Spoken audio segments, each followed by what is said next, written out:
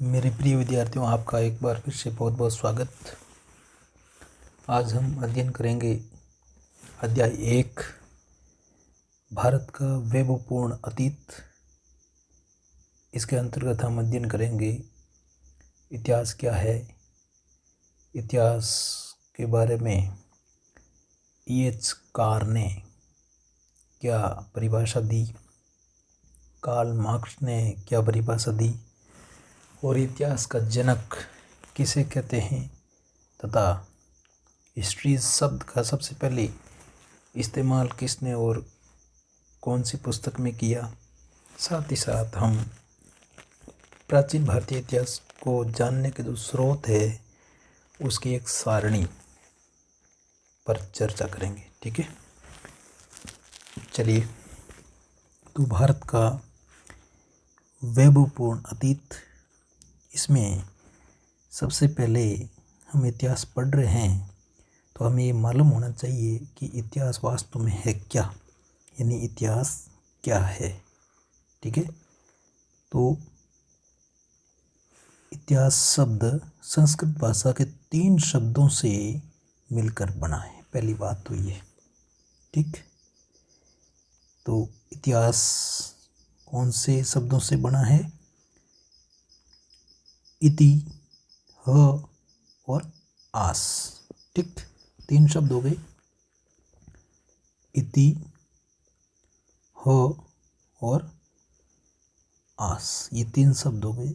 इति का मतलब ऐसा ही, और ह का मतलब निश्चित रूप से, और आस का मतलब था, यानी ऐसा ही निश्चित रूप से था या ऐसा ही निश्चित रूप से हुआ।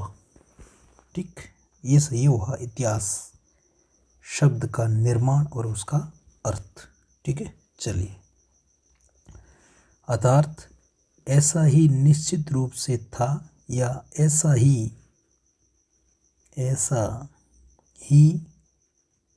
निश्चित रूप से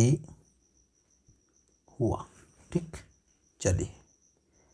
अब इतिहास को अंग्रेजी भाषा में हिस्ट्री कहा जाता है, और इतिहास की उत्पत्ति के बारे में जान लिया। अब हिस्ट्री शब्द की उत्पत्ति कहाँ से हुई? तो हिस्ट्री शब्द की उत्पत्ति ग्रीक या यूनानी भाषा के हिस्टोरिया शब्द से हुई। ठीक है, हिस्ट्री की उत्पत्ति कहाँ से हुई? हिस्टोरिया। कौन सी भाषा का है? ग्रीक या यूनानी भाषा कह सकते हैं। ठीक है, और हिस्ट्री शब्द का सर्वप्रथम प्रयोग यूनानी इतिहासकार हेरोडोटस, या कई जगह हीरोडोटस भी लिखा हुआ है, तो हेरोडोटस या हीरोडोटस ने अपनी पुस्तक द हिस्ट्रीज में किया। यानी हिस्ट्री शब्द का सर्वप्रथम प्रयोग किसने किया? हेरोडोटस ने। और किस पुस्तक में किया? द हिस्ट्रीज में। ठीक, चलिए आगे। इतिहास का जनक कौन? हेरोडोटस या हीरोडोटस। ठीक है, चलिए। फिर अब वास्तव में इतिहास है क्या? ये तो हमने शब्दों के इतिहास का अर्थ, हिस्ट्री का अर्थ, ये सब समझ लिया। अब इतिहास है क्या? तो इतिहास मानव जाति से संबंधित घटनाओं का वर्णन करता है, उसे इतिहास कहते हैं। और साथ में देखें तो अतीत में मानव के जिन क्रियाकलापों को तथ्यों के आधार पर हम पूर्ण विश्वास के साथ प्रमाणित कर सके, उन्हें इतिहास में रख सकते हैं। क्योंकि आपको पता है कि अतीत का प्रत्यक्षीकरण नहीं हो सकता, केवल उसके जो कुछ स्रोत है वो साक्ष्य के रूप में प्राप्त होते हैं, और जिनके आधार पर इतिहासकार इतिहास का निरूपण करते हैं, वापस लिखते हैं। तो ये वास्तव में देखा जाए तो इतिहासकार मानव संस्कृति का अध्ययन करते हैं, और इन सभी प्रकार के साधनों का प्रयोग करके साधनों के स्रोत, साक्ष्य और प्रमाण के आधार पर इतिहास की रचना करते हैं। इसलिए इतिहासकार इतिहास की पुनः रचना करते हैं। तो इन घटनाओं या ऐतिहासिक स्रोतों या साक्ष्यों को, तथ्यों, इन सब से प्रमाणित किया जाता है। इतिहास के बारे में कहा जाता है कि ना मूलम लिख्यते किंचित, यानी बिना मूल या आधार के कुछ भी नहीं लिखना चाहिए। ये इतिहास का मूल मंत्र है, ना मूलम लिख्यते किंचित, यानी बिना मूल या आधार के कुछ भी नहीं लिखना चाहिए। फिर E.H. कार बहुत ही बड़े इतिहासकार हुए। उन्होंने कहा इतिहास के बारे में कि इतिहास अतीत और वर्तमान के बीच का अनवरत संवाद है। इतिहास अतीत की घटनाएं और वर्तमान की घटनाओं के बीच का लगातार जो संवाद है उसे इतिहास कहा जाता है। मोस्ट कई प्रतियोगिता परीक्षा में, बड़े स्तर की प्रतियोगिता परीक्षा में पूछने की संभावना होती है। फिर कार्ल मार्क्स इतिहास के बारे में कहते हैं कि इतिहास अपने आप को दोहराता है, पहले त्रासदी बाद में प्रहसन के रूप में, यानी पहले तो त्रासदी होती है, बाद में हास्य होता है, नाटक होता है।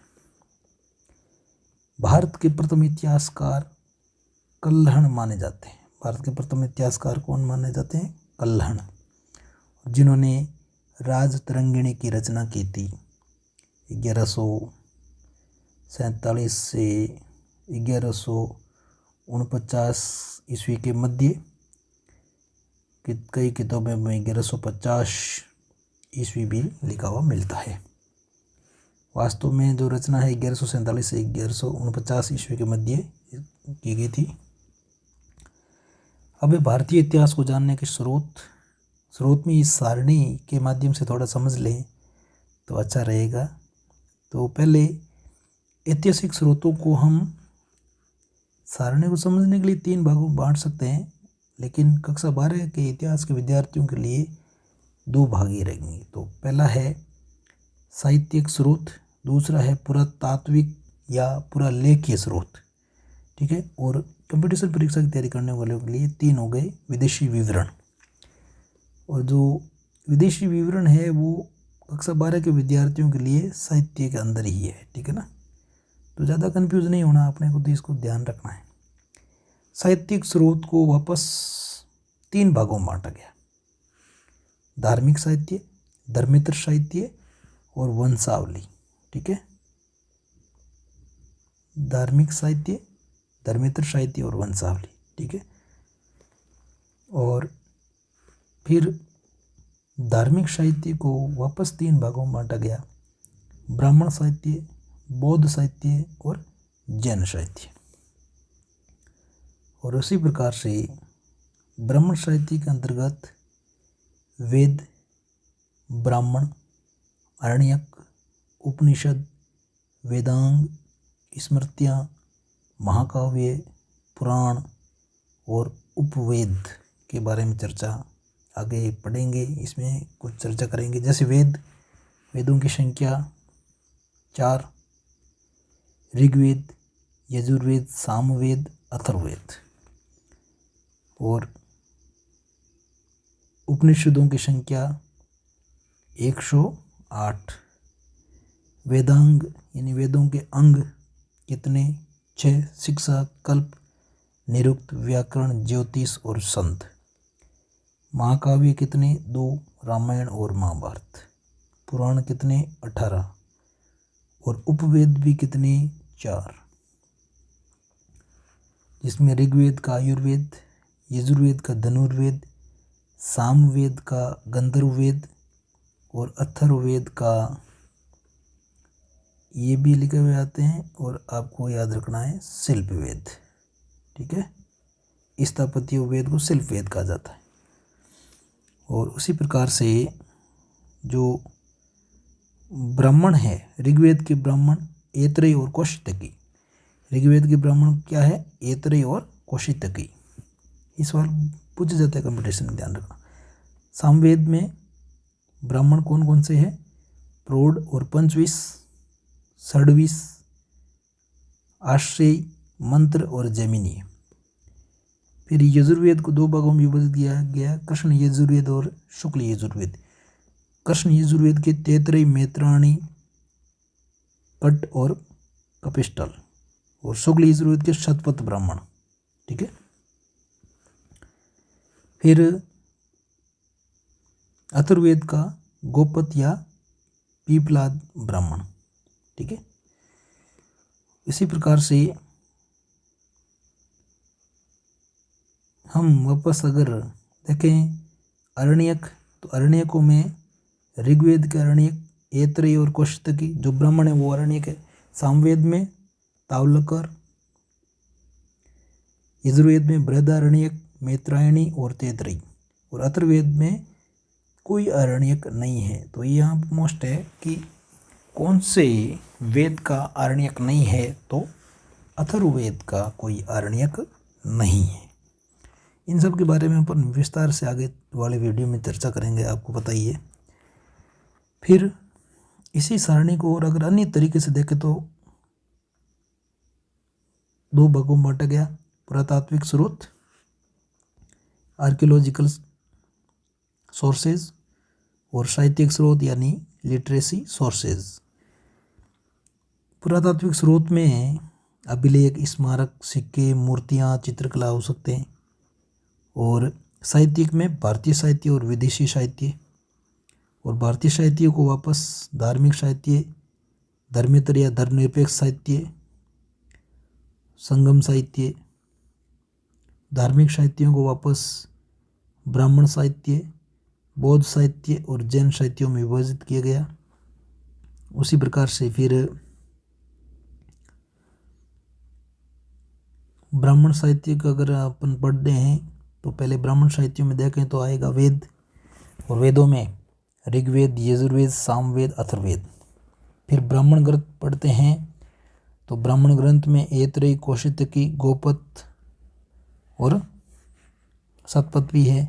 अरण्यक में तैतरेय, मैत्रायणी, ऐतरेय, और उपनिषद में छांदोग्य, कट, बृहदारण्यक, ये मुख्य मुख्य है। वेदांग में वेदांग 6 है, शिक्षा, कल्प, व्याकरण, निरुक्त, छंद और ज्योतिष। उपवेद 4 है, आयुर्वेद, धनुर्वेद, गंधर्व वेद और शिल्प वेद। षड्दर्शन, सांख्य, योग, न्याय, वैशेषिक, पूर्व मीमांसा और उत्तर मीमांसा। महाकाव्य 2, रामायण और महाभारत। पुराणों की संख्या 18, विष्णु पुराण, भागवत पुराण, गरुड़ पुराण, मत्स्य पुराण, मार्कंडेय पुराण, बहुत सारे। और स्मृतियाँ, मनु स्मृति, नारद स्मृति, याज्ञवल्क्य स्मृति, पराशर स्मृति। फिर इसी प्रकार से अपन बहुत साहित्य में देखें तो पिटक, शुद्ध पिटक, अभिधम पिटक, विनय पिटक, ये 3 है, शुद्ध, विनय और अभिधम पिटक। फिर मिलिंदपनो, बुद्ध चरित, दिव्यावदान, दीपवंश, महावंश। और जैन साहित्यों में प्रशिष्ट पर्वन, आगम, भद्रबाहु चरित, भगवती सूत्र, कल्प सूत्र। और उसी प्रकार से धर्मनिरपेक्ष या धर्मेतर साहित्यों के अंदर कौटिल्यकार शास्त्र, कल्याण की राजतरंगिणी, पाणिनि का अष्टाध्यायी, वैशाखदत्त का मुद्रा राक्षस, कालिदास का विज्ञान शाकुंतलम, मालविका का अग्निमित्रम, रघुवंश और मेघदूत, बाण का हर्षचरित और कादम्बरी, ये प्रमुख है। और अन्य ऐतिहासिक ग्रंथ, विदेशी विवरण भी इसमें शामिल है, जो कि इसमें अलग अगर पढ़ेंगे तो यहाँ विदेशी विवरण में अलग पढ़ेंगे तो यूनान और रोम के लेखक कौन, मेगास्थनीज, टालमी, हेरोडोटस, नियार्कस और अरिस्टोबुलस। चीनी यात्रियों में युएनसांग, फाहियान और इत्सिंग। अरब यात्रियों में अबू रिहान, अलबेरूनी, अलमशूदी और मार्को पोलो। ये है। फिर इस भारतीय इतिहास के जानने के स्रोतों को हम अगले वाले वीडियो में बड़ी विस्तार से पढ़ेंगे। ये तो आपको संक्षिप्त विवरण दिया था मैंने। तो थैंक्स फॉर वॉचिंग। हिस्ट्री वाले गुरुजी के यूट्यूब चैनल। परिश्रम ही सफलता की कुंजी है। लगातार परिश्रम करते रहिए और हिस्ट्री वाले गुरुजी चैनल से जुड़े रहिए। धन्यवाद। जय हिंद, जय भारत।